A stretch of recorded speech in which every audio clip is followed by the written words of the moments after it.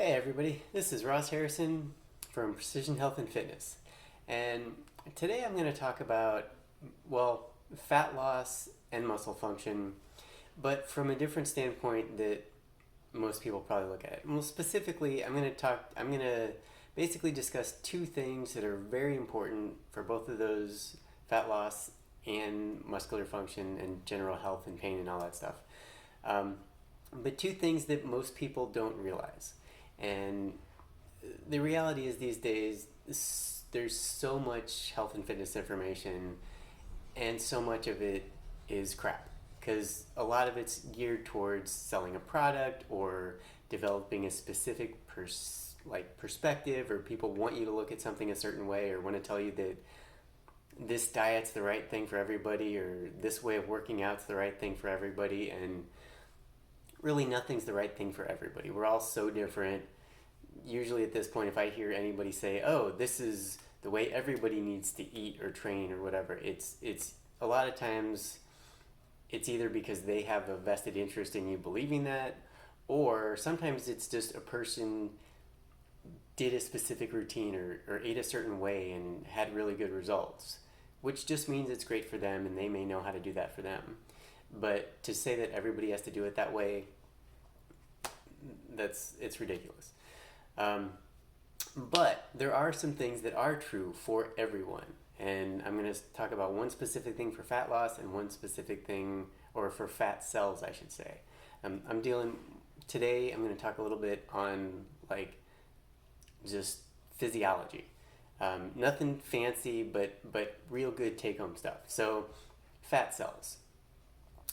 Well, first, okay, I don't, I hope this isn't said that much. I don't hear it anywhere near as much as I used to, but that muscle turns into fat when you stop exercising. I don't know where, well, I have an idea of where that may have come from, but I don't really know where that came from. I don't know how it became popular. I don't know how many people still believe that. But just to get that out of the way, there is no truth to that whatsoever. Fat cells and muscle cells function very independently in most regards. Sure. Essentially, if you gain a bunch of muscle and are training and doing all the stuff, you're probably eating a lot of calories. If you stop training, your muscle cells will shrink. If you keep eating a ton of calories and aren't burning any of it, and your metabolism slows down because you have less muscle, you're going to gain fat. But losing muscle and gaining fat are happening independently because of those two separate things. You stop training, you lose muscle. You eat a bunch more calories than your body needs, you gain fat. Makes sense. It's not like a muscle cell can't turn into a fat cell. They are two very different types of cells. So, speaking of fat cells, though, there is something fat cells can do, and they can make more of themselves. So, if your fat cells are full and there's still more calories coming in, more just you're gaining weight, your body's going to produce new fat cells to accommodate.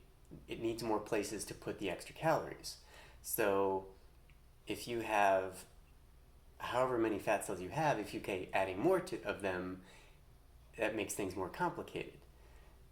Because the downside is, if you do start eating healthier, exercising, doing things you need to lose weight, you don't lose fat cells. The existing cells you have shrink in size, but those newly gained fat cells from when you were gaining weight, they're still there. Which is why they say yo-yo dieting is so bad for you, meaning you gain weight, you lose weight, you gain weight, you lose the weight. Because every time you're gaining weight, your body's generally producing more fat cells.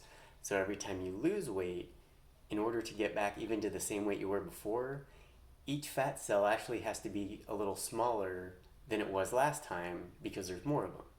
So the take-home message from this is consistently is incredibly important. You can't, like, people want to address like fat loss from a numbers standpoint and say, oh, if you do this, then I do this, and I take away 500 calories every day, then I'll just lose a pound a week. And the body doesn't work that way. I mean, it does on paper, but when you start doing things, your metabolism changes. Or if you have more fat cells than you did before, that equation is different. So all of these things you do affect your long-term outcomes. But the one thing that is true, the more sustained good habits you have, the less fat you have. Like if you're eating a good amount and doing some exercise consistently, your body will start to adapt to that, and you won't start adding new fat cells. You won't be going through fluctuations. Your body won't be getting confused on where calories are coming from or how much fat it needs and try to produce more. Because the unfortunate reality is, in many situations, the body actually values, in terms of fat storage or calorie storage, your body values fat more than muscle. It's willing to let go of some muscle to keep fat in a lot, especially under starvation kind of things, where you're dieting like a lot and cutting calories a lot, and then you eat a bunch, and during those periods where you're not taking in enough calories, your body's valuing fat more than muscle.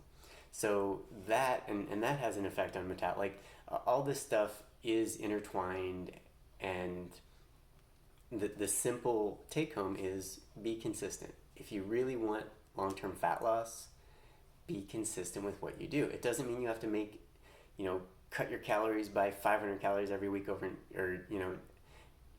every day and do it overnight. Or it doesn't mean you have to cut out all sugar overnight. Or it just means that if you can make little changes over time that fit with your lifestyle, your schedule, and are healthy and maintainable, the maintainable is the most important thing.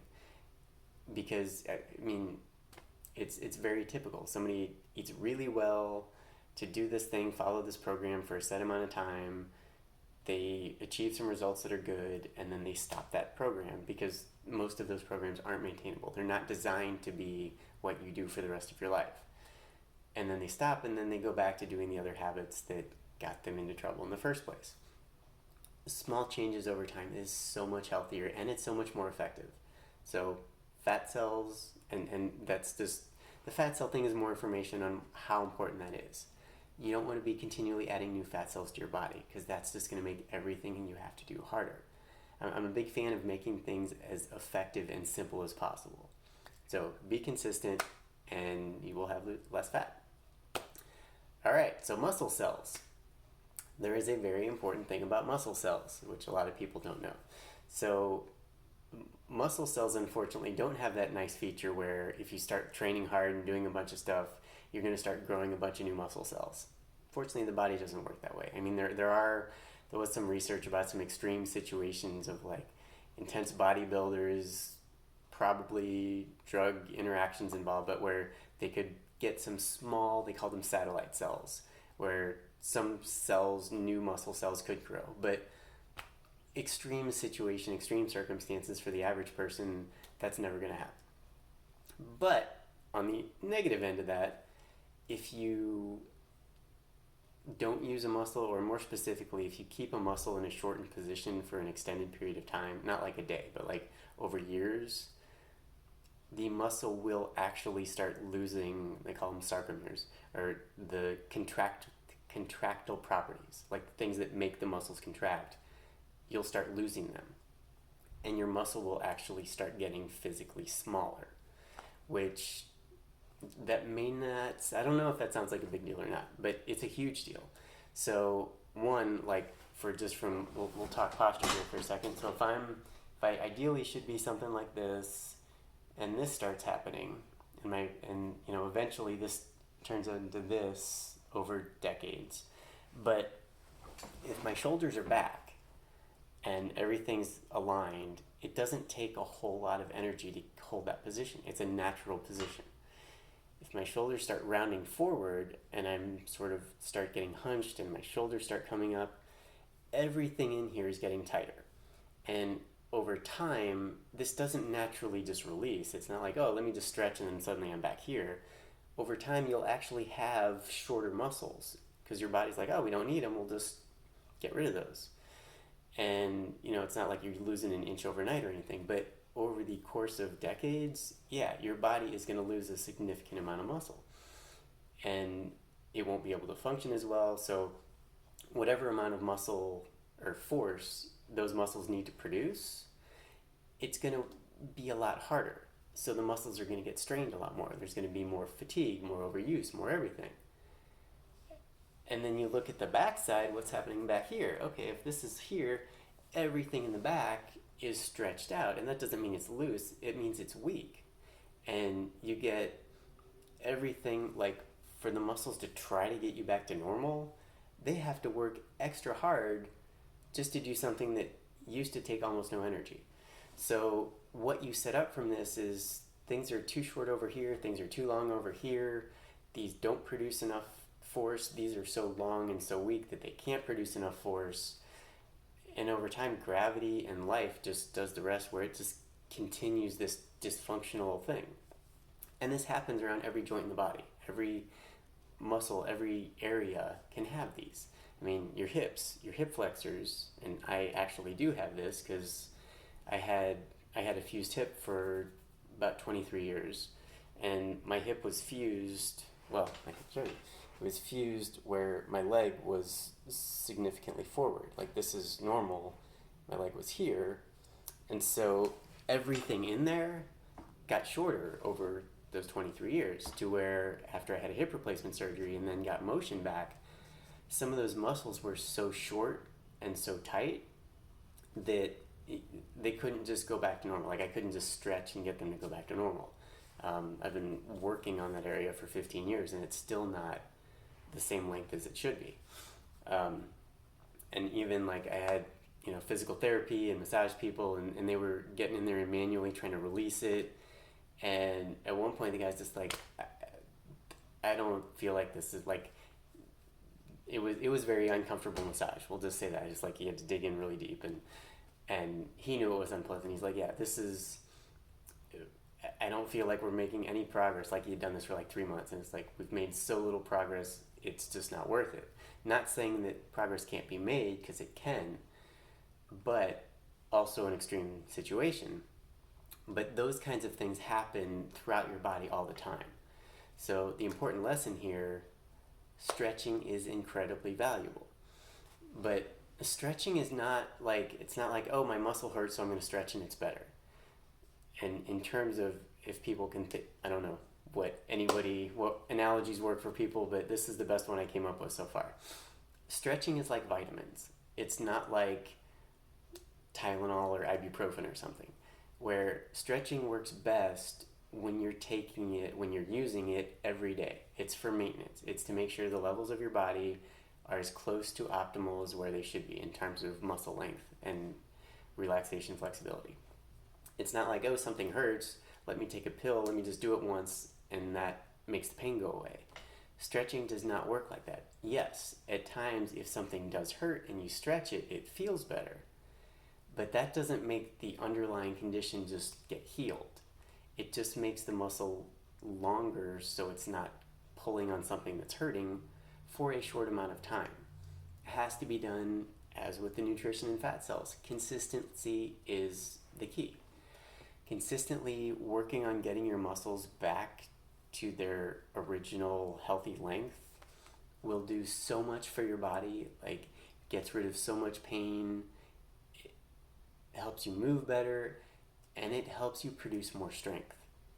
That's one of the things people don't think about, is if you have a muscle that's longer, like if a muscle's supposed to be this long, and when you contract it gets to here, if it starts out longer, you have a lot more space to generate strength. And there's physiological reasons why this is true. But if a muscle's shortened, you still have, it's going to stop here. That's a lot less force production. And that's pretty much how it works. Like, you have muscles, it's not like a muscle just contracts and relax. There's lots going on in there. You essentially have, like, things ratcheting and pulling themselves together. So if you start in a shortened position, that same muscle, even if there's the same amount of actual muscle tissue, it's going to produce a lot less strength if it is inflexible, if it's in a shortened position. There are some things it can do that generate more strength. Sometimes ballistic elastic energy is better under certain situations, but from a health standpoint, that's not good, and eventually that will cause problems if those muscles aren't released. So there's a lot of information, but simple takeaways: fat cells replicate, And the more you mess with your body and your system and go up and down, you make it harder to lose fat. Consistency is key. With muscle, anytime a muscle's short and tight, it causes a cascade of issues throughout the body that they're not acute, they tend to be chronic, and by the time that you feel it, it's been developing for years and it takes a long time to undo. So posture is huge. Stretch. Just stretch consistently. Try to get anything that's tight loosened up.